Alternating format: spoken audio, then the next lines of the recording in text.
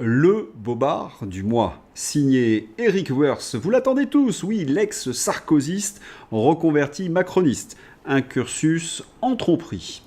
On l'écoute. L'immigration a un coût zéro. Un coût zéro. C'est mesuré par l'OCDE assez régulièrement. Un coût zéro. Et quand vous regardez 1 euro de coût... Eh oui, Eric Woerth Renaissance affirme que l'immigration a un coût zéro.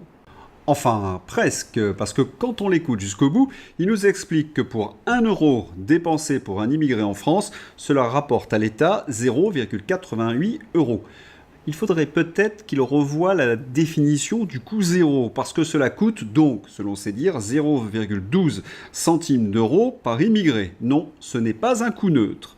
Et puis, on ne s'étonne plus dans ces conditions de la faillite de nos finances avec ces oiseaux qui ne savent pas calculer.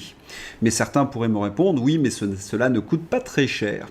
Eric Woerth ne ment pas complètement. Mais attention, il y a un truc.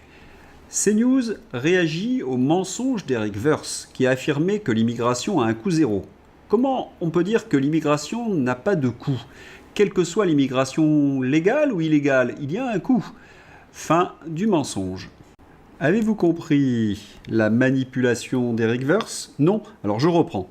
Quand il affirme que l'immigration a un coût marginal, qui a été calculé par l'OCDE, il s'agit de l'immigration légale. Je donne un exemple. Dans de nombreux pays, l'immigration est choisie. En Australie, par exemple, si vous apportez 5 millions de dollars d'investissement pour le pays, eh bien, vous avez directement le passeport.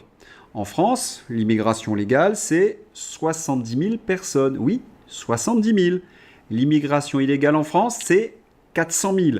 C'est elle qui plombe les finances de notre État. L'immigration irrégulière et irrégulière inclus représente un coût brut chiffré à 75 milliards d'euros pour les finances publiques, sur la base du dernier budget exécuté de l'année 2023 selon les estimations de Pierre Danon. Les principaux coûts de l'immigration, régulière comme irrégulière, sont d'abord dus aux dépenses de santé, aux pensions de retraite et allocations chômage, aux prestations de solidarité, aux dépenses d'hébergement et de logement. Le coût net de l'immigration est quant à lui estimé à 41 milliards d'euros, une fois retranchées les contributions des étrangers au budget, par leurs impôts et cotisations sociales.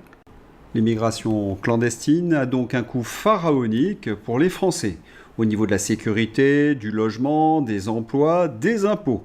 N'oubliez pas que cette immigration a une fonction, selon l'Union européenne, faire baisser vos salaires. Ils appellent ça lutter contre l'inflation salariale. Et puis, il y a tous les problèmes de logement. Marc Vanguard. Hébergement des migrants, l'équivalent de 2 fois la population d'Avignon ou de Roubaix, logés à nos frais. Environ 200 000 personnes. Les places d'hébergement. Au total, la France mobilise 270 000 places d'hébergement, en majorité pour loger des étrangers. Les étrangers sont ainsi 160 000 dans des établissements d'accueil. Cela coûte un pognon de dingue, mais c'est vous qui payez.